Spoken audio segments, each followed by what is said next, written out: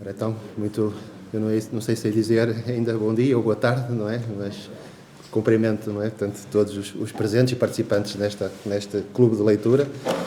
Queria começar, em primeiro lugar, não é? Por agradecer ao professor Carlos Fiolhais, no fundo, ter aceito este convite. É uma honra para a Faculdade de Engenharia, não é? Ter uma pessoa tão distinta, tão brilhante, no fundo, aqui a participar no nosso clube de leitura. Portanto, muito grato, é mesmo com muita honra que o temos aqui no nosso clube de leitura.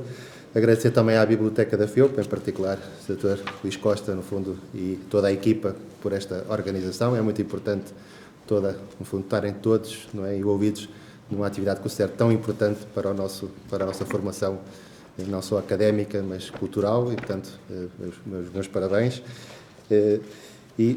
Gostaria, de alguma maneira, de fazer uma breve, eu acho que costumamos dizer que é daquelas pessoas que quase que não precisaria de apresentações, mas eu acho que, apesar de tudo, há sempre pessoas presentes que, calhar, não conhecem o CV e, portanto, irei fazer só uma pequena referência, não é? Portanto, o professor Carlos Fiolhais, portanto, nasceu em Lisboa em 1956, portanto, é professor catedrático de Física aposentado da Universidade de Coimbra, após se ter doutorado em Frankfurt-Main, na Alemanha. Fundou o Centro de Física Computacional daquela universidade, onde instalou o maior computador português. Criou e dirigiu o Centro de Ciência Viva Rômulo de Carvalho, em Coimbra. Foi diretor da Biblioteca Geral da Universidade de Coimbra. Dirigiu a revista Gazeta da Física da Sociedade Portuguesa de Física. Autor de numerosos artigos científicos, um dos quais com mais de 23 mil citações, o artigo mais citado de um autor numa instituição nacional. E, quer do ponto de vista pedagógico e divulgação, publicou mais de 60 livros, entre os quais Física Divertida, Nova Física Divertida, Inimigos da Ciência, História da Ciência em Portugal, Ciência em Portugal, Ciência a Brincar, diversos manuais escolares, e foi cronista também de diversos jornais, como o Público, o Sol, o I, Correio da Manhã, e dirigiu os programas de conhecimento da Fundação Francisco Manuel dos Santos e dirige a coleção Ciência Aberta da Gradiva, e ganhou muitos prémios, não é? Dos quais gostaria de destacar o da União de Leitura de Tradução Científica, o Globo de Ouro em Ciência da SICA, a Inovação do Fórum Terceiro Milénio, Rômulo de Carvalho, da Universidade de Évora, e a Ordem do Infante Dom Henrique. Portanto, acho que é para nós uma honra, não é? Temos o privilégio de ter entre nós o professor Carlos Fiolhais, a quem eu passaria imediatamente a palavra. Ele, no fundo, é o centro das atenções e é aquilo que os colegas, no fundo, se mobilizaram para ouvir. E, portanto, passo já a palavra.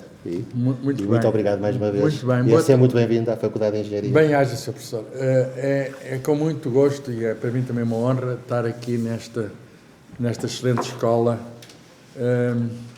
na Semana da Cultura Científica, convidado, digamos, para um colega ligado à biblioteca, mas aqui com o patrono, o Sr. Diretor,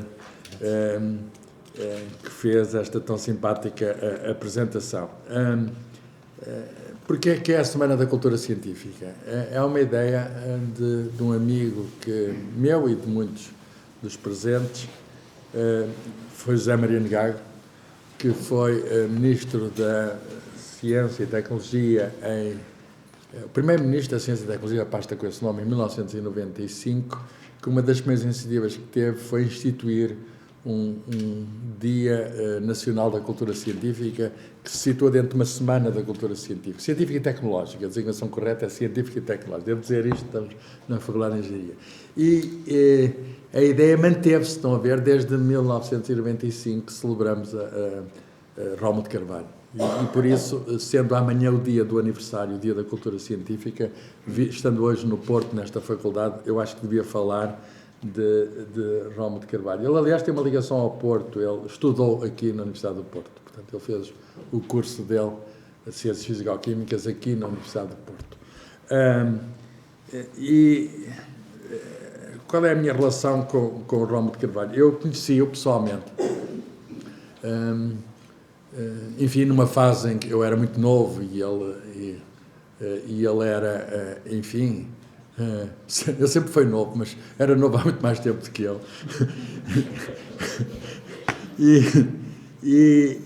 Mas eu conheci-o, antes de eu conhecer pessoalmente, conheci-o, como conheço muita gente, ainda agora um autor de um livro me deu um livro, Eu conheço muita gente e torno-me amigo delas através dos livros. E eu fiz-me amigo do Rómulo de Carvalho através dos livros. Eu devo confessar que fui para a Física, não porque as aulas fossem muito interessantes, aulas de Físico-Químicas no liceu. Não era. Não, que tive tantos professores, o que é que seria eu sem eles? Mas não foi exatamente por causa daquela transmissão pedagógica. A verdadeira transmissão que houve da ciência foi livrinhos como este, que aqui tenho na mão. História do Átomo, por exemplo, de uma coleção que foi publicada em Coimbra, na Atlântida, uma editora que já não existe, intitulada Ciência para Gente Nova. E, na altura, a Gente Nova eu fazia parte da Gente Nova.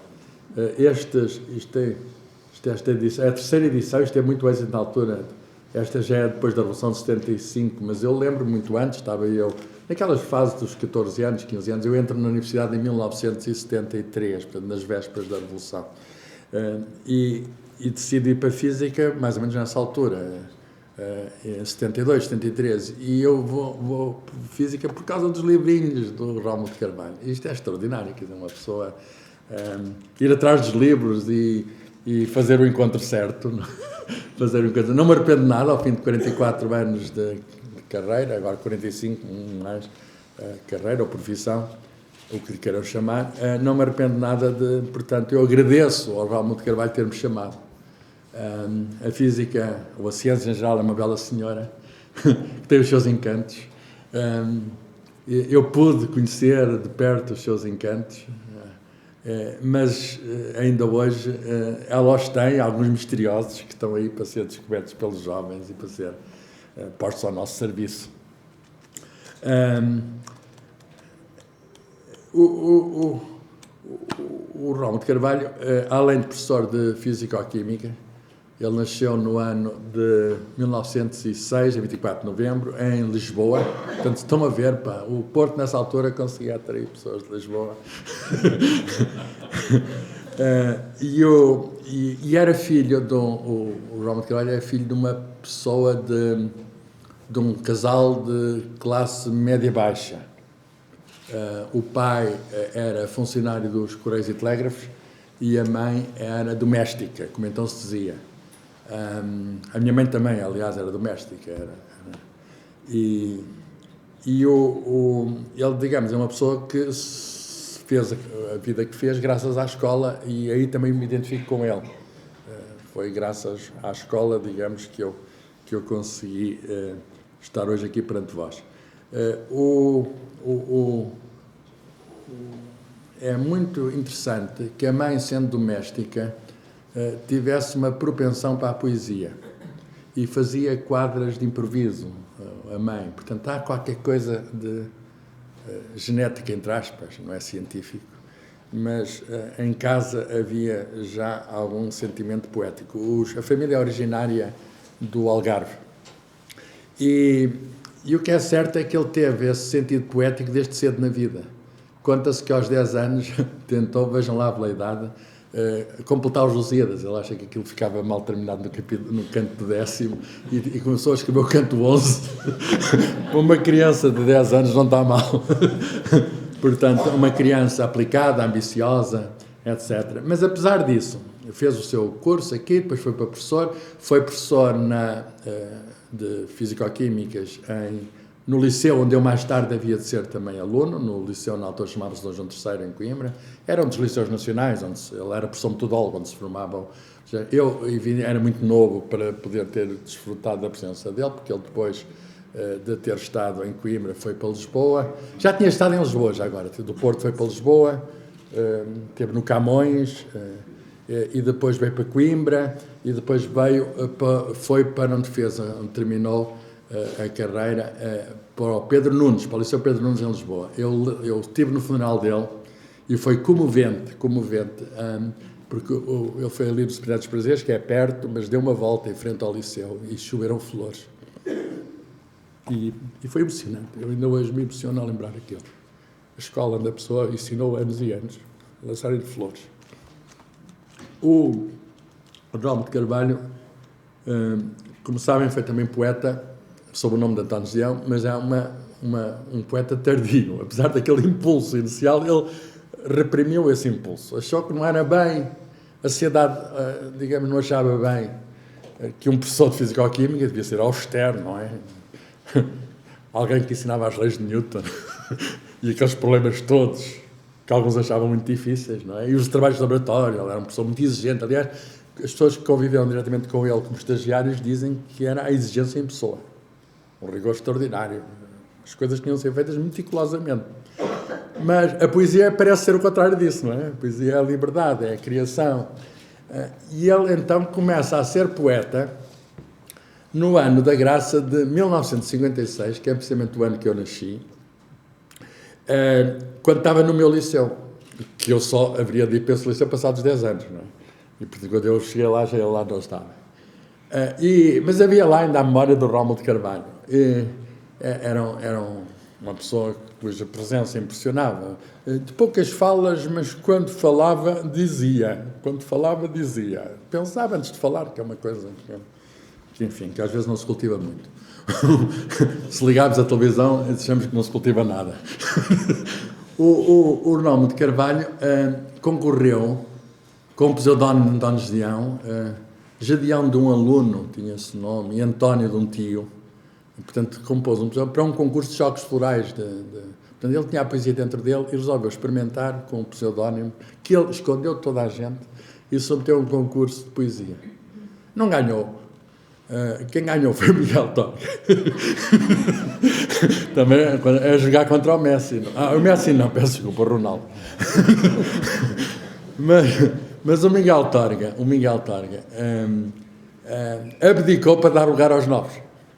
Eu não quero o prémio, façam aí uma antologia para os outros, para o lugar aos novos. E ele então aparece, o primeiro livro dele é publicado, chamado Máquina do Mundo, que é um título, ou peço desculpa, Máquina do Mundo, o primeiro chama-se Movimento Perpétuo, 1956,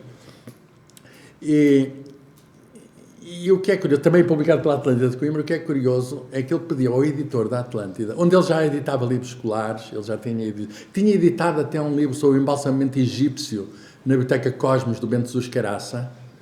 Portanto, ele era uma pessoa já com presença cultural, tinha estado nos fundadores da Gazeta de Física, a revista de Física é de 1946. Portanto, ele já tinha... A mulher, tanto estava casada em segundas núpcias com uma escritora, e também, além de escritora, tinha um curso de biblioteconomia. Natália Nunes morreu depois dele, uma senhora também romancista, com um trabalho impressionante, e que tinha livros publicados já nessa altura, mas de ficção. Mas o Rómulo de Carvalho só começou a ser António Gedeão aos 50 anos. 1906, 1956, aos 50 anos. Portanto, é um poeta nascido em Coimbra aos 50 anos. O que é uma lição para todos nós. Quer dizer, nós podemos ser qualquer coisa para a qual nos sentemos atraídos, ainda que tarde na vida. Quer dizer, vai sempre a tempo. Ele depois exerceu a sua carreira poeta, mas achou que já tinha dito tudo e encerrou, passado uns anos, a sua carreira poética com um livro... ou antes, ele encerrou e depois pensou, afinal não disse tudo, e publicou os chamados poemas póstumos. Quer dizer, o António Gedeão já tinha morrido, e depois viu que tinha feito mal em coisa, ainda havia coisas na gaveta, e depois os novos poemas póstumos, de modo que o António Gedeão é um poeta que tem vários livros, dos quais 2 póstumos, estando o autor evidentemente ainda vivo, Rómulo de Carvalho. E ele então, este livro, o Movimento Perpétuo, escondeu da própria esposa, da escritora Natália Nunes, para saber a opinião dela, que era uma pessoa literata, saber a opinião dela. E pediu ao editor, manda-lhe o pacote com o livro e tal, sem dedicatória, para ela não perceber nada, não é? E ela recebeu o pacote e ele andava ali, a encomenda, e ele andava ali atrás dela, já leste, então o que é que aí tens? Já leste, o que é que achaste? E ela começou a achar aquilo muito suspeito, não é? Aquele interesse do marido nas leituras dela. O autor era ele, e queria saber a mulher, e ela, com aquela intuição feminina que enfim, que toda a gente sabe como é que funciona, percebeu logo que era o autor. Andas para aqui a escrever poemas e eu, que estou casada contigo, não sei de nada. Eu posso ler o primeiro poema. Tinha aqui alguns poemas para tornar isto, digamos, mais literário. O primeiro poema, que é o poema do Big Bang, quer dizer, que ele explode, que é aquilo que está lá dentro e que que é a primeira coisa a ficar para fora, não é? Tendo aquela pulsão poética, é muito interessante saber qual é o primeiro poema. E o primeiro poema chama-se Homem. E é um poema muito, muito curto. Diz assim, agora fala António Gião. Inútil definir este animal aflito, nem palavras, nem cinzéis, nem acordes, nem pincéis são gargantas deste grito. O universo em expansão, pincelada de zarcão, desde mais infinito a menos infinito. É só isto. No fundo, há uma tentativa de definição do humano dizendo que é indefinível. Mas comparando com o universo. Se o universo é infinito, o homem também o é. No sentido em que os mundos interiores, às vezes nós pensamos que não está lá mais nada, mas estão lá mais coisas e temos de continuar mesmo depois de ter enterrado o poeta. Os mundos interiores são tão infinitos como o universo. Isso é uma caracterização do homem, esse animal aflito, como ele diz, esse animal aflito. E a aflição tem a ver, muitas vezes, com essa grandeza do mundo interior. Ele continua muito esta tensão entre o homem e o universo matéria da física, mas o universo só tem um observador privilegiado, não é? Nós não conhecemos extraterrestres, de modo que o observador somos nós. Nós é que fazemos, enfim, na ciência, fazemos, digamos, descrições do universo. Mas ao fazermos descrições do universo, continuamos animal aflito. Isso não nos chega, não nos contenta. E para isso a poesia. É muito importante falar das duas culturas. É uma grande discussão que houve em 1959, C.P. Snow, que era físico-químico como Rômulo de Carvalho e também romancista. Ele tem umas novelas, não tem propriamente um grande romance, além de poesia tem novelas, tem contos infantis, tem teatro, portanto ele não fica apenas na poesia. Já agora, António Gião também assinava desenhos, é um artista também visual. E tinha boas mãos, ele fazia peças que poderíamos dizer de escultura. Algumas experiências parecem peças de escultura. E marceneiro, fazia algumas peças de mobília. O homem era um homem da Renascença, um homem dos 7 instrumentos. Daí ter sido muito ajuizado que o José Maria Negaco tenha escolhido um homem das duas culturas para celebrar a cultura científica. Tem um outro poema, num outro livro seguinte, chamado Máquina do Mundo. E diz isto, ainda o universo e o homem, é um poema muito curto. O universo é feito essencialmente de coisa nenhuma. Intervalos, distâncias, porosidade etérea, espaço vazio, em suma. O resto é matéria. Daí que este arrepio, este chamá-lo e tê-lo, erguê-lo e defrontá-lo, esta fresta de nada aberta no vazio, deve ser um intervalo. Mais uma vez, a medida do homem perante o universo. E, de algum modo, sempre presente a angústia humana, a nossa condição humana, a nossa fragilidade humana, medida contra o universo. Deve ser um intervalo. Quer dizer, espera-se que venha qualquer coisa. Espera-se que venha qualquer coisa. Ele, de facto, tem uma capacidade extraordinária de se medir o homem. Eu acho que é o que mais caracteriza a poesia dele. Eu não sou crítico literário. Mas o que mais caracteriza a poesia dele é esta integração entre o homem e a natureza. Nós não somos ninguém, somos pequeníssimos, vivemos num planeta anónimo, num espaço enorme, que provavelmente é infinito, não temos a certeza, e, no entanto, temos este infinito dentro de nós, que se manifesta de várias formas, por vezes de forma genial e por vezes de forma animal. Não é? Tem aqui um outro poema, que é o poema da minha natureza. Diz assim: crescem as flores no seu dever biológico, e as cores que patenteiam por sua natureza só podem ser aquelas e não outras. Vermelhas, amarelas, cor de fogo, lilazes, carmesinhos, azuis, violetas, assim e só assim, tudo conforme a sua natureza. Ásperas são as folhas, macias, cortadas ou não, tudo conforme. E o aprume como tal, ou rasteiras, ou leves ou pesadas, tudo no seu dever por sua natureza. É como os animais.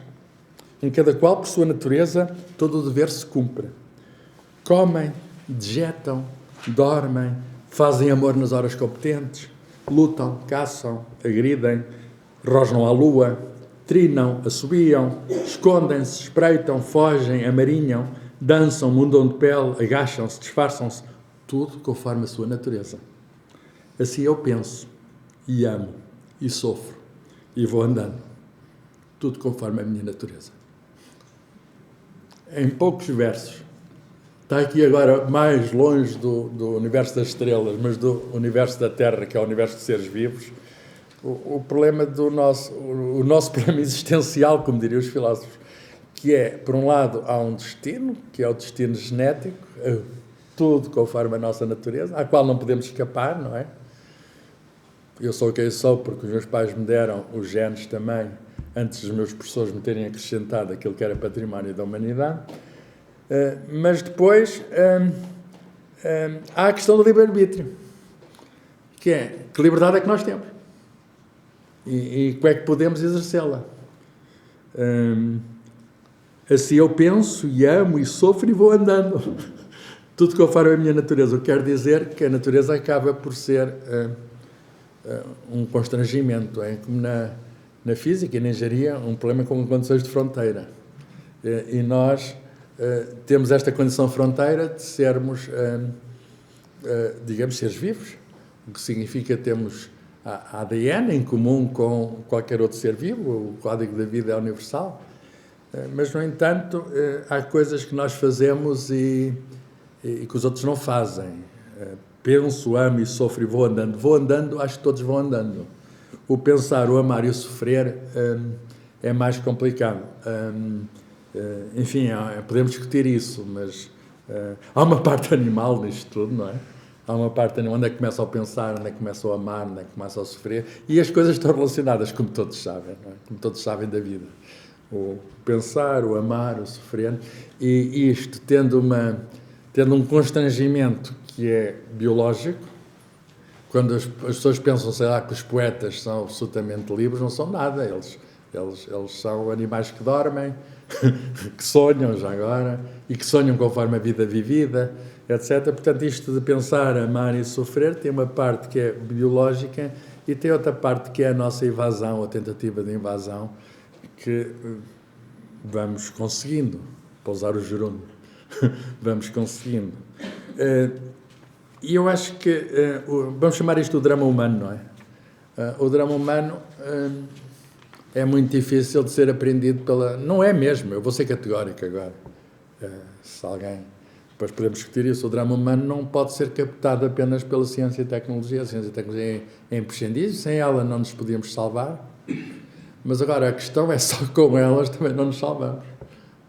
Temos de pensar, temos de amar e temos de sofrer, porque aprende-se muito com a dor. É muito interessante. Muitas das nossas aprendizagens pessoais e coletivas fazem-se com a dor. Quer dizer, ainda tinha num programa da televisão, estávamos a discutir o que é o heroísmo. O heroísmo não é mais que de algum modo, uma ignorância da dor. É um destemor. E, enfim, às vezes somos capazes, há momentos em que somos capazes. Eu não queria levar muito tempo com enchermos de poesia, mas talvez só mais um. Há muitos poemas conhecidos, alguns, eu não estou a procurar os mais conhecidos, não é? A Pedra Filosofal, a Lágrima de Preta, e aí, digamos, a ciência está mais evidente através das próprias palavras, não é? Mas isto é mais que a essência das palavras da ciência. Esta poesia é mais que a essência das palavras da ciência. É a descrição da realidade humana de alguém que sabe também o que é a realidade física. De alguém que percebe o que é a realidade física e diz que a realidade física não chega para descrever a realidade humana. Tem aquele famoso poema, fala do homem nascido, quero eu e a natureza, até sei de cor este, que a natureza sou eu, que as forças da natureza nunca ninguém as venceu, que também é a afirmação do livre-arbítrio. Já agora, a afirmação da engenharia. Nós, quando olhamos muitas vezes para uma paisagem, ainda outro dia também tive uma discussão deste tipo, a paisagem é o natural, é a natureza. Eu não sei onde é que vocês vão ver a natureza por aí. A natureza que vemos por aí, mesmo quando nos parece puramente natural, está já o resultado de transformações foram feitas. Até o castanheiro vem não sei de onde, agora que está a dar castanhas. Os castanheiros vieram da Ásia Menor e agora existem aqui. E, portanto, o cão era um globo que nós domesticámos. Quer dizer, eu não sei onde é que se arranja assim a natureza. Quer dizer, a natureza que vemos é uma natureza transformada pelo homem. E, portanto, a diferença entre o artificial e o natural é muito ténue. Muito do natural que nós vemos é devido à nossa capacidade de intervenção, é devido à engenharia. Estou a usar a palavra engenharia com toda a propriedade. A nossa engenho significa invenção. Capacidade de intervir. Para quê? Bem, às vezes sabemos que é excessivo e o problema das alterações climáticas mostra que, por vezes, vira-se contra nós. Mas é absolutamente necessário, senão não podíamos viver, senão não podíamos estar aqui. Quer dizer, se nós não interviéssemos na natureza, não tínhamos condições para viver. Mas, sei lá, talvez este poema que é maiorzinho e depois falarei só qualquer coisa de outros livros que aqui tenho e calar-me-ei para poder dialogar convosco. O poema do alquimista, porque o alquimista é o protótipo do cientista, o Dr. Fausto é um alquimista. É uma história do século XVI, de um químico, antes da química, portanto, um alquimista alemão, e aquela história de ter vendido a alma ao diabo, que depois... a história é antiga, mas depois o Fausto pega isto muito bem no início do século XIX. E ele tem um poema do alquimista que representa muito bem esta... tem também a ver com aquele poema Piada Filosofal, esta tentativa de nós irmos além, tentativa de transformar o mundo, a tentativa, no caso último, de ter a imortalidade, não é? Do elixir da longa vida, de viver mais tempo. Quer dizer, as pessoas gostam de viver mais, no limite gostariam de não ter fim, o que é impossível do ponto de vista biológico. Acrescento, seria, imagine-se o que seria, sei lá, nós aqui governados pela Afonso Henriques. Já não estamos muito bem, mas imagine-se que o Dom Afonso Henriques seria pior. Então o poema do alquimista tem a ver com este sonho de transformação, embora o alquimista não dispusesse ainda tinha uma parte do método científico que era o experimentar, mas não tinha ainda, digamos, aquela capacidade de racionalizar. O alquimista, por sua própria natureza, não tinha o raciocínio matemático. Tinha a experimentação repetida, com um objetivo, não é? Tentar descobrir, sei lá, transformar um metal vil em ouro, mas não tinha ainda, digamos, o conhecimento racional, não é? É um conhecimento pré-racional, de certo modo. E ele fala um poema maior, este é maior, e também é o último, o poema do alquimista, e eu acho que o Raul de Carvalho, de certa maneira, é um alquimista, agora metaforicamente. O que é que ele faz? Transforma as palavras em ideias que nos movem, em ideias que nos fazem pensar, em ideias que nos fazem sonhar. Poema do alquimista. Ao lume dos teus olhos pus-me a aquecer esta mistela de neve e sol nascente, como o alquimista do Düsseldorf, que punha ao lume a retorta de grés de longo colo e nela aquecia sangue de drago, 2 onças, tártaro emético, 5 dracmas, enxúndia de víbora, 12 a 15 gotas, manteiga de antimónio, corno de cervo, entre parênteses, corno de cervo, não funciona sem o corno de cervo, isto é essencial, corno de cervo, espírito ardente de Saturno, meia onça de cada, e ficava esquecido na solidão da sua toca, o gorro de pelo enterrado até às orelhas, aceso o rosto pelo forno de revérbero. Cá fora, os homenzinhos de Bruegel, com os nédios traseiros voltados para o espectador, as bragas vermelhas a estalarem nas costuras, ceifavam o trigo na pradaria verde. O alquimista de Düsseldorf buscava o segredo da pedra escondida nas entranhas da terra. O alcaeste, o dissolvente universal. Não existe, outro parênteses, não existe, porque senão dissolvia o próprio copo, não é? Não havia sítio para conter o dissolvente universal. Fecha o parênteses. O elixir da saúde perdida, para que a sua vida nunca mais tivesse termo. Nem as pálpebras de roxo se pintassem, nem de branco seus lábios. O alquimista de Düsseldorf procurava os arcanos, as tinturas, a quintessência das coisas, os 7 graus da obra sagrada, que as leves pernas galgam na agitação dos nervos. Coitado do alquimista de Düsseldorf! Ele queria tudo, o raio do velho. Queria acender o forno de revérbero com a brasa do seu rosto, transmutar a retorta de grés em sexo triunfante e o pelo baço do gorro em penugem fofa e crespa. Ísis, ó flor do lótus, Ó garça esbelta rescendendo a mirra, olha bem para mim, Isis, meu vaso de ébano, incendeia-me com os teus olhos de carbúnculo, queima-me com a labareda da tua língua, atenta na minha modéstia, ó Isis, eu não sou alquimista de Seldorf, eu não quero tudo, eu quero apenas transmutar esta chatice em flores. Isto é, digamos, a chatice, entendo eu, é uma interpretação, digamos, a banalidade do dia-a-dia, da repetição dos gestos que tem de fazer o alquimista, retratada na repetição dos gestos, em flores significa em algo que nos alegre, em algo que nos ofereça prazer, contentamento, satisfação. Quem descobriu, ele publicou 3 livros antes de ser descoberto por um antigo aluno, que também é muito interessante isto, um antigo aluno a descobrir-nos. Um aluno que ele mal se lembrava, tinha estado no Liceu Camões, no fundo da sala, de Físico-Química, vai fazer o prefácio depois de uma reunião da obra dos 3 primeiros livros, uma coisa que se faz no início dos anos 60, chamava-se Jorge de Sena, engenheiro civil, aqui como o nosso diretor, engenheiro civil, Jorge Sena fez um curso de engenharia civil e a certa altura mudou para uma carreira literária e já era famoso literariamente quando saem os primeiros livros, nos anos 60, quando saem os primeiros livros e a certa altura era uma pessoa conhecida e já não sei se foi, acho que não foi, ele era uma pessoa modesta e apagada, nunca dizia aos alunos que eram autores de poemas. Quando vinha o António Geão, saía-me aqui, não, António Geão, não sei quem é. Não deve ter sido o nome que pediu António Geão, ou Jorge de Sena, deve ter sido o Jorge de Sena que se ofereceu para fazer o prefácio, e é um prefácio magnífico, que ele explica, aliás, eu tenho aqui a edição que estou a ler, é a obra completa, portanto, poemas e prosas, é uma edição Sada Costa, e o Jorge de Sena tem aqui isto vê-se que é feito por um engenheiro, este prefácio. A poesia de António Geão, esboço de análise objetiva. Esboço de análise objetiva. Começa logo ali a engenharia. Esboço de análise objetiva. Que tem aqui umas... Como sabem, o Jorge de Sena fez uma análise dos Lusíadas a contar aquilo tudo. A contar, quer dizer, as sílabas, as coisas todas. E tem aqui tabelas que parecem um paper de engenharia. Número de versos, número de poemas, versos por poema, extensão dos poemas, mínimo e máximo. Isto é mesmo mais objetivo do que isto, com equações e tudo, não pode ser. Várias tabelas aqui no prefácio.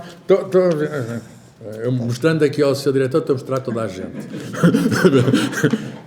As tabelas nunca mais acabam. Isto é um prefácio. Acho que depois disto vamos todos comprar o livro de certeza. Eu não tenho interesse, não recebo royalties. Não. Mas é um prefácio muito extenso e muito bem informado. E o que ele diz, no fundo, isto é um poeta diferente. Ele não se integrava em nenhuma daquelas coisas que havia na... Nesta época, o neorrealismo já estava a acabar. Há quem o considere neorrealista, mas já não estava na voga. Isto é anos 40, 50, isto é anos 60. Começa em 56, mas já é anos 60.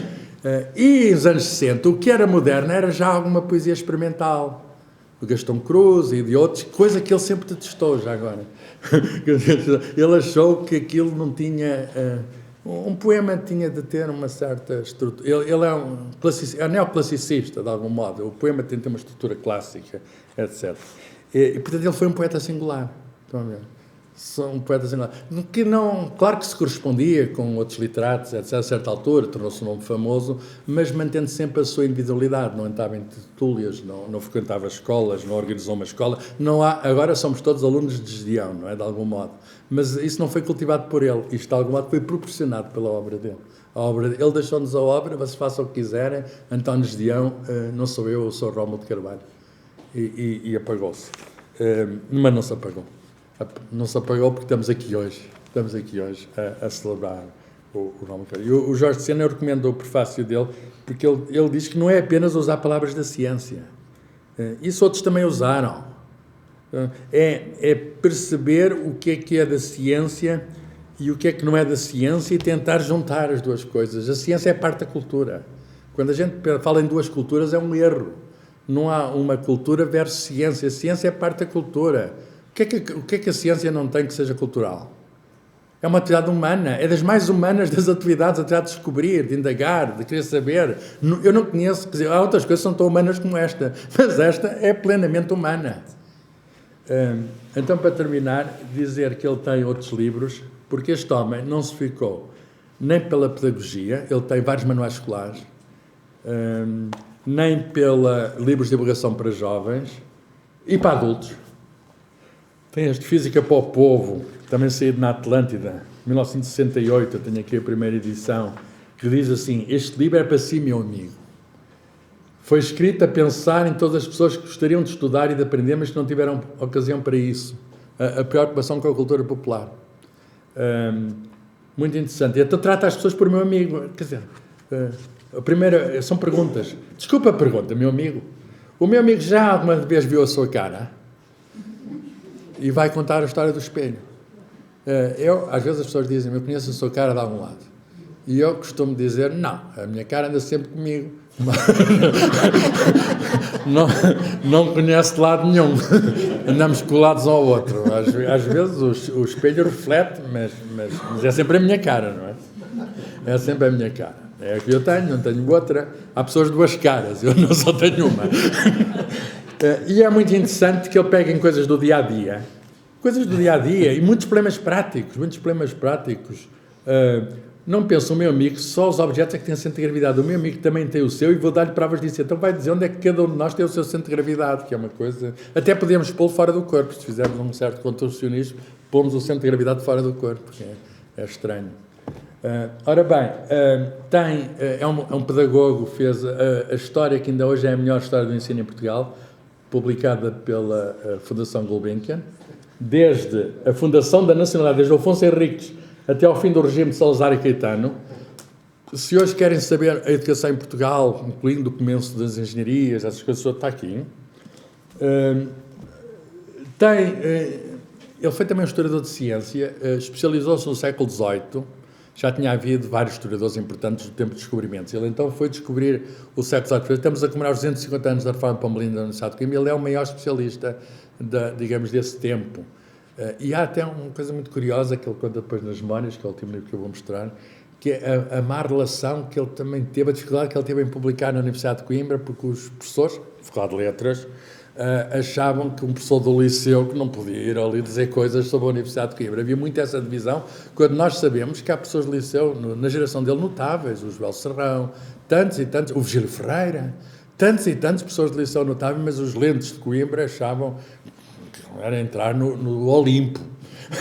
Como é que podiam um mortal entrar no Olimpo? E então estes livros já agora estão online. Toda esta coleção está online, Biblioteca Breve do Instituto de Cultura, está toda online. Foi um trabalho que fez um departamento ministerial qualquer. De vez em quando fazem coisas certas, enganam-se.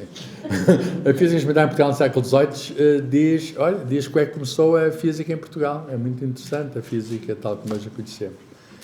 Então, para terminar, as memórias. Ele viveu 90 e poucos anos, 90 anos, não chegou aos 91, mas foi uma vida longa. Tenho o livro assinado, não é por ele, pelo filho, Frederico Carvalho. Já nem me lembrava, ao meu prezado amigo Carlos Filhais, com um forte abraço de Frederico Carvalho. Ele tem 2 filhos. O primeiro é físico, trabalhou no Instituto de... Estão os 2 vivos. Trabalhou no Sacabém, no reator nuclear, Sacabém, é físico nuclear. Estão a ver, sai ao pai. E a filha da Natália Nunes, porque ele teve 2 casamentos, a filha da Natália Nunes, que também é a minha amiga, são os 2 meus amigos. Eu fiz uma biblioteca com o nome deles, eles deram alguns livros. O nome deles, quer dizer, de Rómulo de Carvalho. Nós tratamos só por Rómulo. Faz lembrar aquela loba do Capitólio. Remo e Rómulo.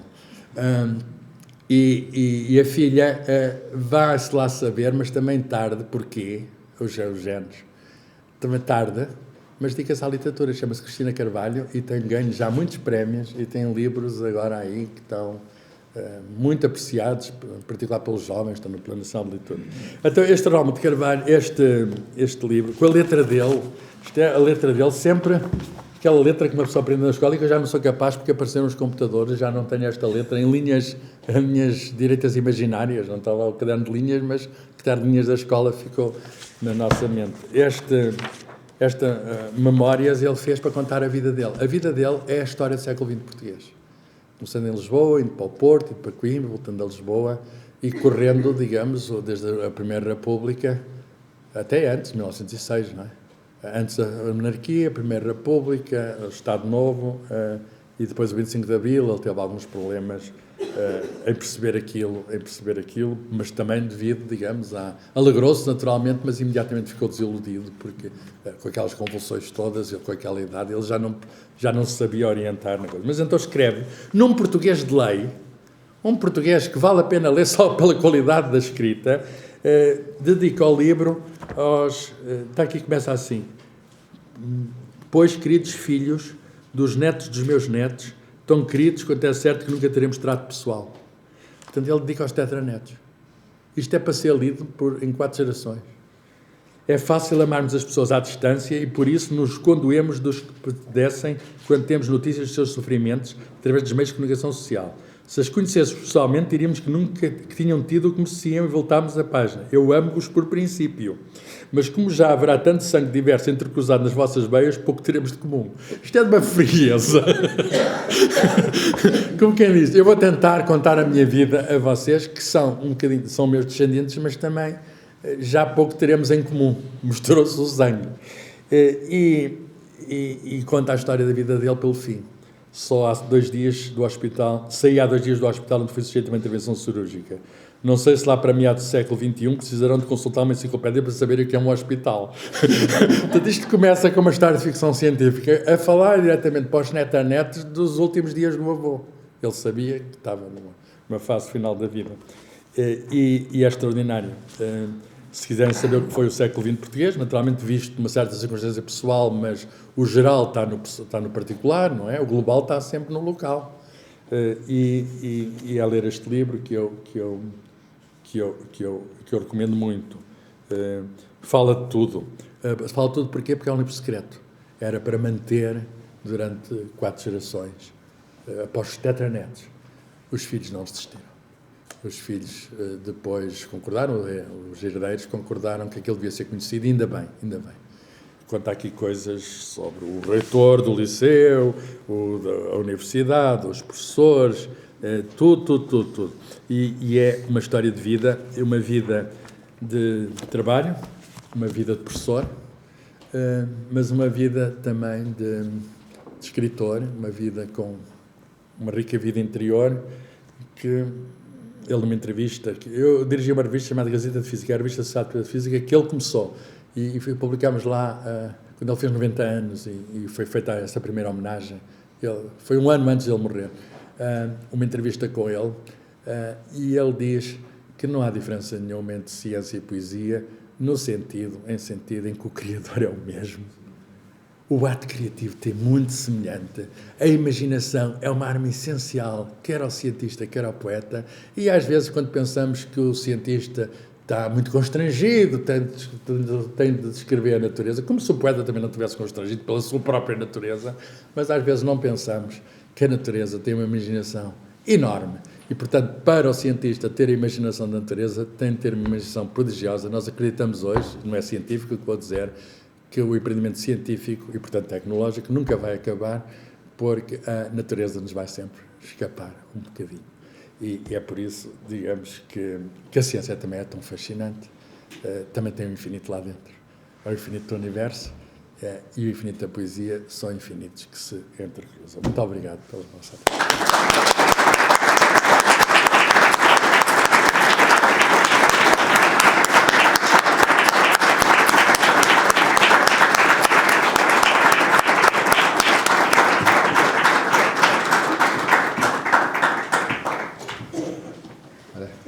Antes de mais, queria voltar a repetir as palavras de início, no fundo, a honra, de alguma maneira, que foi ter participado, no fundo, neste clube de leitura.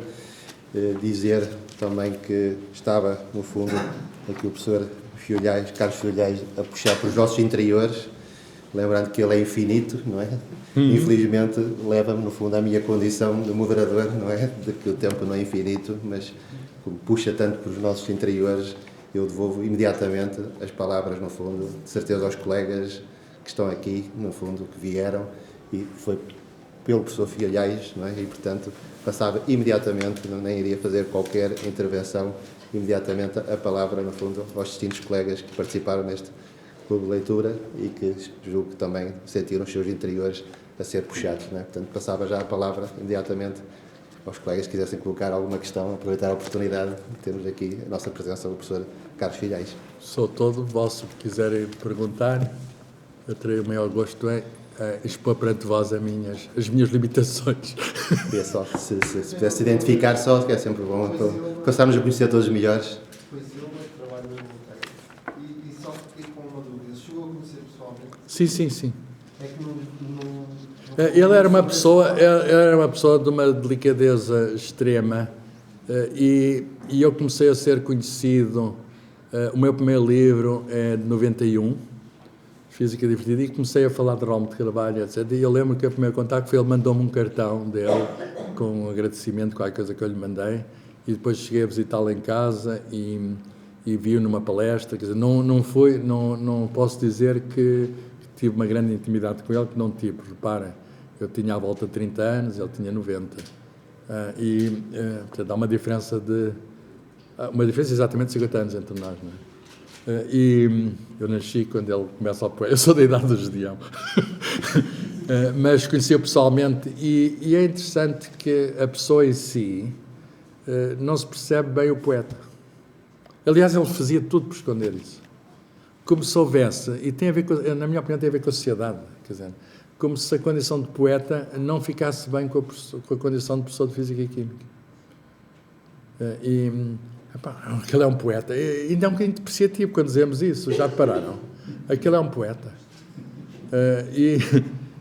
E é possível conjugar as duas coisas. Há um prémio Nobel da Química, Hoffman, que é também poeta. Aliás, são muitos os exemplos de pessoas que são grandes cientistas e cultivam artes. Olha, o Galileu tinha um pai que era músico. Aliás, não é mais que música, era chefe de música, mestre de música na corte dos Médici, e tocava alaúde. Aliás, ele é autor de livros de teoria musical e é um dos iniciadores da ópera, do novo género na altura, que começou em Florença, que é a ópera. Depois o filho, com certeza, aprendeu alaúde com o pai. Tem um irmão que era excelente alaudista, o que era a viola da época. O Galileu não se distinguiu como músico como o pai, mas tinha a música dentro dele, e há muitas metáforas de música dentro e era artista. O Galileu é artista. Se virem as representações da Lua que ele faz, é toda à mão em aguarela. Quer dizer, não é um indivíduo que apenas sabe escrever prosa, olhar pelo telescópio e escrever prosa, já agora de boa qualidade. O Italo Calvino, um escritor italiano, dizia que o maior presador de língua italiana é o Galileu. Portanto, uma pessoa ser cientista não quer dizer que não tenha. O Einstein tocava violino e diz que o maior prazer que ele tinha na vida era a tocar violino. Música clássica. Adorava o Mozart, o Schubert, essas coisas todas. Tinha gostos muito clássicos. Ele era tempo do Debussy, mas já não chegava ao Debussy. Portanto, eu conheci um prémio Nobel da Química, pessoalmente, chamado Manfred Eigen. Aliás, foi o primeiro livro que eu traduzi para a Gradiva. Foi um livro que eu tinha visto na Alemanha e falei com o editor português e disse, traduz então. Eu fiz o prefácio e tudo, e mais tarde, ele já era prémio Nobel na altura, mas nós soube que havia um português que tinha feito o prefácio e o livro dele. E ele veio a um congresso a Portugal, e o senhor, eu não sabia, ofereceu-me um disco, CD, de Mozart, gravado por ele ao piano, com uma orquestra. Portanto, um prémio Nobel na Química, solista de uma grande orquestra. Portanto, não é um indivíduo que toca apenas em casa piano. Portanto, as artes e as ciências são perfeitamente compatíveis e não basta, e para provar isto, quer dizer, não é preciso este conjunto de exemplos. Há uma relação profunda, além do facto trivial de serem atividades humanas, há uma relação profunda entre ciência e arte. E a relação é que, de algum modo, o cientista procura o mundo, mas o que ele procura no mundo é a harmonia, são as relações, é a beleza, é a perfeição. No mesmo modo que um artista que também está condicionado pelo mundo, faz representações do mundo, não se pensam que até a arte abstrata, que aquilo é tudo abstrato, faz representações do mundo, são pessoas condicionadas pelo mundo, a expressar-se de maneiras diferentes, com códigos diferentes, mas há algo que os hermana, há algo que os liga. E, portanto, o Roma de Carvalho tinha essa dificuldade de, naquele tempo dele, não era normal um professor de Física ou Químicas ser... É como aqui, suponho eu, na Faculdade de Engenharia, olha, aquilo é um poeta. Pá. Não sei se será um cartão de visita, mas se houver aqui poetas... se houver aqui poetas... O Jorge de Sena é engenheiro civil. E tantos, há poetas, o José Blanco de Portugal, que é meteorologista, há tantos exemplos de... E já agora, uma metáfora, que é um facto real, mas que serve de metáfora. Quando o primeiro livro de ciência em português é escrito, que é Colóquio dos Simples, um livro sobre drogas medicinais da Índia, escrito em Goa por um médico chamado Garcia de Horta, 1563, é um livro de ciência, escrito em diálogo, já agora à moda do Galileu, mas muito antes do Galileu. Galileu é do século XVII. Esse livro tem um prefácio em verso de quem? De Luís de Camões. O primeiro livro de ciência em Portugal, em português, tem um prefácio do nosso maior poeta. E isso não é por acaso, porque o Camões estava em Goa, era amigo lá do médico do Hospital de Goa, que lhe pede, se calhar num jantar, estou a imaginar um restaurante em Goa, e a pergunta é, olha, vou fazer um livro, não me escreves aí uns versos para abrilhantar o livro?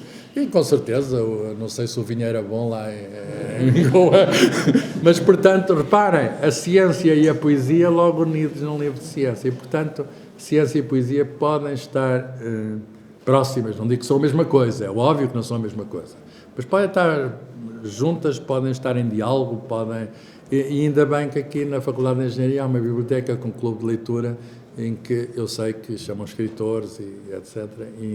E aqui eu fui chamado na minha qualidade de, como é que se diz, de recitador de poemas, não todos deles. Muito bem, acho que ainda vou, de alguma maneira, ainda permitir, não é? Tanto mais algum colega queira colocar alguma... Não, eu tenho uma que gostava de colocar, não é? Até de que forma, de alguma maneira, é que percebi que, de alguma maneira, este contacto com o Roma de Carvalho conseguiu, de alguma maneira, influenciar aquilo que eram os seus genes, não é? E influenciou, se calhar, o seu percurso, não é? Eu nunca escrevi poesia, Até que ponto de vista é que se não tivesse tido esse contacto, os seus genes eram tão fortes que hoje seria, se calhar, tinha seguido o mesmo caminho, ou teria seguido, talvez... Pensou. Eu vou responder essa pergunta. Pensa sempre isso na vida, não é? Sim, obrigado pela questão. O meu percurso tem algo a ver com... Claro que quem sou eu? Sou insignificante nisto. Sou apenas um professor de Física.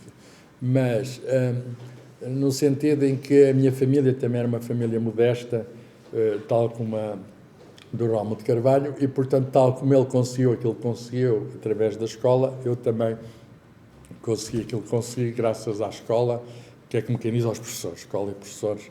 E, portanto, eu tive até aos 7, eu nasci em Lisboa, tive até aos 7, ninguém é perfeito, não é? Eu também nasci em Lisboa. Então temos isso em Lisboa. Mas estamos aqui. Já explico. E nasci onde nasce toda a gente, é uma fábrica de portugueses, que é a maternidade de Alfredo da Costa. Não foi? Aí não. Os meus irmãos nasceram. Eu nasci ao perto. E São Sebastião da Pedreira, à freguesia. E o que é que acontece? Tive até aos 7 anos, entrei lá na primeira classe, mas vim para Coimbra. O meu pai, por motivos profissionais, foi colocado em Coimbra e tive a sorte de ficar a morar mesmo ao lado do Liceu de Dom João III, que é o liceu onde esteve, antes de mim, o Roma de Carvalho. E depois, muito perto do liceu, mas é a 500 metros da universidade, a 1 quilómetro máximo da universidade, e portanto eu tinha ali condições que não teria se eu tivesse nascido nas berças, não é? De poder, portanto, eu, como é qualquer um de nós, não tenho nada de singular, temos a herança genética, quer dizer, é inescapável, quer dizer, uma pessoa... a própria estatura, a fisionomia, costuma dizer que aquilo é a mesma cara do pai, aquilo é a mesma cara da mãe, porque é verdade, eu tenho uma cara parecida com o meu pai, e portanto é mesmo assim, os meus irmãos têm caras parecidas comigo, é mesmo assim, portanto os genes estão lá. Depois a escola, como disse, a escola ajuda-nos a ser quem somos, no sentido de que os meus pais, sendo família modesta, não podiam transmitir o património da humanidade. Sabia lá o meu pai quem era o Galileu, e muito menos o Einstein. E, portanto, teve de ser a escola a explicar-me o Galileu. Escondeu muito o Einstein, e isto serve para a outra parte. Quando eu chego aos 15 ou 6 anos, já sabia ler essas coisas, não é? Aliás, eu entrei na escola, o meu pai diz, eu não me lembro, o meu pai diz que eu já sabia ler, que aprendi a ler pelos jornais. Os títulos do jornal O Século, que na altura... Podia ser o 1º de Janeiro. Também me lembro do 1º de Janeiro, é muito curioso. E escrevi durante muito tempo no 1º de Janeiro. Foi dos jornais onde eu escrevia mais enquanto existiu. Mas aprendi a ler pelos títulos do século. E o que é que acontece? Uma pessoa sabendo ler, abre-se-lhe o mundo. Não prescindindo dos professores, a gente pode fazer as suas leituras. E é aí que eu contacto com o Rómulo de Carvalho e com outros autores, em particular autores com as biografias do Einstein e essas histórias todas. E foi esse, digamos, um mundo mágico que eu descobri, de algum modo, por mim próprio, com certeza, com a ajuda dos genes, com a ajuda da escola, mas agora estava habilitado, tinha a carta de, como é que se diz, navegador, podia escolher os meus destinos, e, portanto, com alguma modéstia, tenho de dizer, mas isso parece-me com qualquer um de vós, que escolhi também, tracei o meu próprio destino, no sentido de vou por ali, não vou por ali, vou por ali, isto interessa-me, aquilo não me interessa, e, portanto, também... Com alguma modéstia tenho de dizer, também devo muito a mim próprio. Com as escolhas que fiz, não é? As escolhas que a mim me responsabilizavam. O meu pai perguntou, vais para quê? Eu disse, vou para a Física. E o meu pai, com alguma ingenuidade, perguntou-me, ingenuidade é natural, não é? Então, isso serve para quê? A pergunta está bem feita, não é? E eu não sabia responder. Sei lá. Foi a minha resposta, sei lá. E, no entanto, deu-me para fazer o doutoramento na Alemanha, depois da licenciatura em Coimbra, deu-me depois para correr o mundo e percebi que a física é algo global, que uma pessoa pode... A física que eu aprendi em Coimbra serviu-me na Alemanha, a que completei na Alemanha serviu-me nos Estados Unidos, e de facto isso é maravilhoso, uma pessoa poder, num mundo dividido por crenças, por culturas, por línguas, uma pessoa poder ser cidadão do globo foi das coisas que mais me maravilhou quando eu digo, porque é que eu ir para a Física, ou quando os jovens perguntam, porque é que eu ir para a Física? Vais conhecer o mundo. Se fores bom, és bom no mundo todo. E isso, apesar de tudo, eles ficam assim a pensar, isso dá para viajar? Dá para viajar.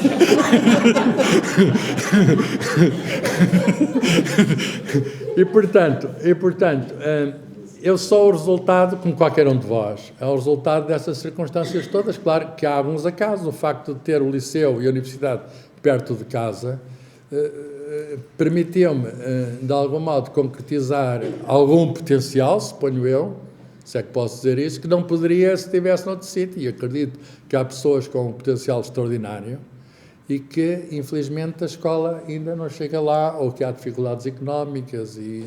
Pois, também me valeram outras coisas, tinha uma bolsa de estudo da Fundação Gulbenkian, e quer na universidade, quer depois no... Eu falo sempre da Gulbenkian, que editou este livro e outros, e este. Falo sempre da Gulbenkian, porque a Gulbenkian era uma espécie de Ministério da Cultura. E eu ainda me lembro que, se não fosse a Gulbenkian, também não podia ter tido uma bolsa de estudo para ir para a Alemanha, etc. Devemos todos muito à Gulbenkian, não é? Agora não é bem a mesma coisa, mas a Gulbenkian era uma coisa que... Quer dizer, Portugal, e muita da geração que é a minha, não seria o que é se não tivesse... Se o Sr. Gulbenkian não tivesse vindo para Portugal e o Sr. Zeredo Perdigão, digamos, ajudado a que ele cá ficasse, não é? E já agora é da minha idade, é de 1956, a Fundação Gulbenkian. Portanto, eu acho que são todos estes fatores com que fazem... alguns olha, alguns têm a ver com o tal destino, de algum modo, que existe, de algum modo, não é? Os genes são implacáveis, mas há outras que são livre-arbítrio, que são escolhas que fazemos, que nos responsabilizam a nós, e eu não me arrependo de nenhuma das escolhas que fiz. Eu estou muito contente com as escolhas que fiz. Se eu não tivesse feito as escolhas que fiz, se calhar não estaria aqui hoje perante vós, e seria uma pena se eu não pudesse estar. Muito bem. Eu julgo. Eu tenho uma última pergunta. Força, qual é faz o favor. heterónimo do professor? Heterónimo? Sim, qual é o seu, para encontrarmos os livros? Não tenho. Eu, a sério, nunca escrevi, nunca escrevi porquê? Porque eu acho que seria mau. Seria mau, quer dizer, eu escrevo prosa com muita facilidade.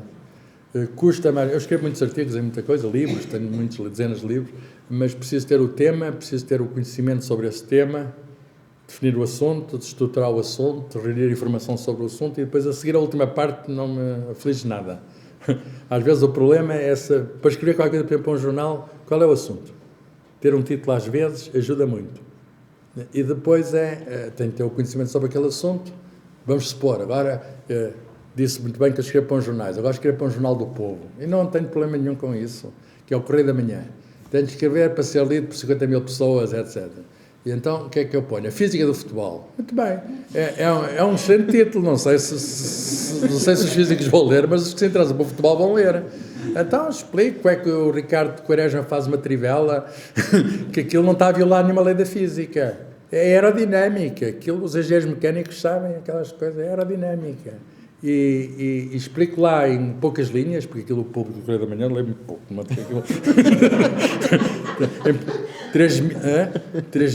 não, 1840 caracteres. Sei de cor, 1840 caracteres. Normalmente, às vezes falham um a mais, um a menos, 1839, 1840. E então, qual é o meu desafio? Sempre como prosador, conseguir naquele formato, com aqueles destinatários, com aquele tema que eu escolhi, conseguir que os 3 minutos de leitura, que não demora mais do que isso, que valham a pena. Meto o Newton, antes do Ricardo Quaresma. Digo assim, o estádio é um laboratório. Aqui há muitos laboratórios, mas o estádio é um laboratório. E o que se passa ali digamos, é um exemplo das leis de Newton. E esse efeito da trivela foi visto pelo próprio Newton. Ele não soube explicar, mas foi visto por ele num jogo de ténis, porque na altura não havia futebol. O futebol, como sabem, tem um pouco mais de 100 anos, mas já havia jogo de ténis, ou um ano passado o atual jogo de ténis. E num jogo de ténis, no torneio, no colégio de Cambridge, ele viu que a bola que fazia assim, e depois de repente, mudando de ideias, entretava completamente, que é um efeito, digamos, da força do ar perante, digamos, o giro da bola. E ele, não sabendo explicar, ele observou e falou que era um bom observador. E, portanto, eu conto essa história nas coisas. Eu não sei contar isto em poesia, mas servir-me de imagens, olha, meter o Newton, meter o Ricardo Quaresma, meter o ténis, tudo em 1840 linhas, já me dá pela barba, já tenho muito que fazer. Nunca consegui, gosto muito de poesia. Ainda outro dia apresentei aqui um autor do Porto, o Rui Lage, e que trabalha, e há poetas do Porto fantásticos, há médicos, etc. Como é que são o José Luís Barreto Guimarães, e portanto há poesia extraordinária, e às vezes sobre ciência. Quantos e quantos médicos nos querem, mas eu não consigo, não vou dizer que quando eu chegar daqui a um tempo não posso dar qualquer coisa, mas até agora não senti esse chamamento e acho que tenho alguma. Quer dizer, já li tanta coisa, e tão bem feita. Por exemplo, Fernando Pessoa, que tinha heterónimos, eu gosto tanto, aquilo está tão bem feito. Para que uma pessoa é insignificante, não deve tentar entrar nesses jogos. E, portanto, se eu conseguir fazer bem uns bocadinhos de prosa, dou-me por feliz. E, portanto, lamento desiludir, mas não vou expor digamos, não vou mostrar as nossas limitações exibem-se às vezes naturalmente, mas algumas exibem-nas artificialmente. E eu não vou exibir essa limitação, quer dizer, gosto. Já agora, eu pintava antes de ter 20 e poucos anos, a entrar para a física, e diziam que era um excelente pintor, que até ganhei prémios na altura juvenis, ganhei um prémio até internacional aos 16 anos. Olha, transportes. Quando eu tinha, antes dos 16 anos, por aí, 15 a 16 anos, concorri a um concurso da CP, que fazia anos a União Internacional de Caminhos de Ferro. E concorri a um prémio da CP, era um prémio juvenil, não competia com os grandes artistas, e queriam uma coisa sobre temática ferroviária. E eu fiz uma GAR vista de cima, com o entrançado das linhas e os comboios, aquela coisa fascinava. E o prémio, ganhou o primeiro prémio em Portugal, e eu fui à CP, ainda há fotografias disso, a cumprimentar aqueles senhores do tempo do, suponho que é de Marcelo Caetano, cumprimentar aqueles senhores, e pronto, eu estava ali deslumbrado com aquela história toda, e a certa altura o prémio foi na União Internacional de Caminhos de Ferro, em Paris.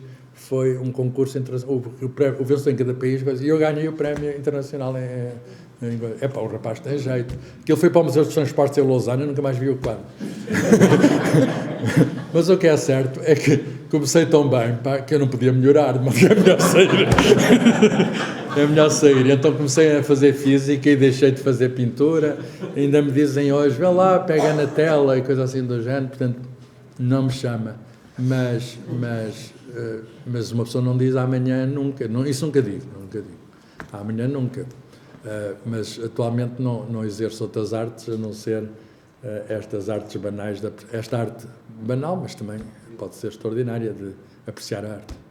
É uma arte. Muito obrigado. Eu é que tenho que, em nome da Faculdade de Engenharia, agradecer, no fundo, ter aceito o nosso convite. Foi uma honra. Não sabia-se dos comboios, não é? Tive a oportunidade de privar, não é? Um bocadinho com o professor Carlos Filhais, espero ter muito mais oportunidades de me encontrar. Muito obrigado. De alguma maneira também aproveitar, já agora, justificar alguns pontos em comum, não é? Portanto, os meus pais também eram de famílias muito humildes e também foram para Lisboa, tanto que tratam um bocadinho, se calhar, a história do século XX, não é? Que as pessoas eram para ganhar. Trabalharam, no fundo, na altura, na área da construção, estudavam de noite e com a procura de dar, no fundo, formação aos filhos, não é? Isso mesmo, de alguma maneira. isso mesmo. E, portanto, também me sinto tocado, de alguma maneira, pelos professores que tive. E depois, numa tal altura, também deve ter tido algum diálogo, algum problema com os géneros, porque quando me quis escolher no liceu para onde é que fui para artes visuais. Portanto, todos os meus amigos do liceu com quem me encontro são pintores, designers, arquitetos. Já viu que temos em comum e tal. Descobrimos agora. E dizia-me assim, para que é que você vai para a engenharia? Também não sei explicar bem, não é? Porque era o único, não é? Nem toda a turma. Mas, de alguma maneira, valorizo muito tudo isto que nos une. Somos duas almas gêmeas. Eu sou mesmo gêmeo de signo. Pergunto sempre se terá sido porque nas viagens entre Vila do Conde e o Porto, no comboio que descobri a minha esposa e depois constituí família, também se calhar também fui tocado pelos comboios de alguma maneira, se calhar não sei. Há de ficar sempre a dúvida, não é? Isso mostra a utilidade dos comboios. Mas, de qualquer maneira, acho que aqui o principal protagonista é o professor Carlos Filhais e só dizer é que veio, no fundo, ajudar esta comunidade que, como diz, também pensa, não é? Ama, sofre, vai procurando andar, sempre, no fundo, procurando as melhores decisões, nem sempre a já tomar, mas, acima de tudo, se este foi um momento para unir esta comunidade aqui, ainda mais em torno dos livros, os livros foi esse motivo para juntar tantos colegas aqui, sinto-me muito satisfeito. E fico mesmo muito contente e espero que muitos destes momentos sejam em torno do livro, em torno da música, em torno das artes, no fundo que nos complementam a nossa vida, além de cientistas, no fundo também como cidadãos deste mundo, e aquilo que diz se a escola poder contribuir e aí no ensino superior a responsabilidade ainda é maior, não é? Portanto, todos os professores, que o professor tem aliás ao longo da nossa vida, tocam de uma forma decisiva o nosso percurso. E se isso ajudou a unir também esta comunidade e a puxar, como disse, pelos nossos interiores, que contribuiu de certeza, pelo menos pelos meus, puxou de uma maneira, portanto só posso estar grato em nome de toda a Faculdade de Engenharia, da comunidade, ter aceito este convite e foi mesmo uma honra. O prazer foi meu e contem comigo para o que for preciso. E pedia que se juntassem a mim numa enorme salva de palmas ao Dr. Carlos Filhais.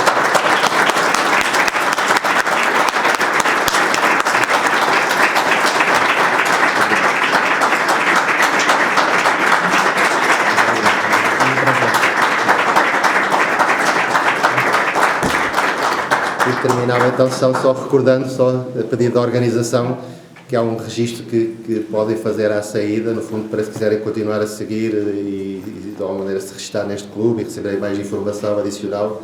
Julgo que está aqui o professor Luís Costa também. E comentar alguns comentários sobre a sessão, são sempre bem-vindos, só nos ajudam a melhorar sempre, não é? Que era ser o nosso objetivo. Mais uma vez, obrigado a todos e continuação de tudo bom. Tá? Muito obrigado.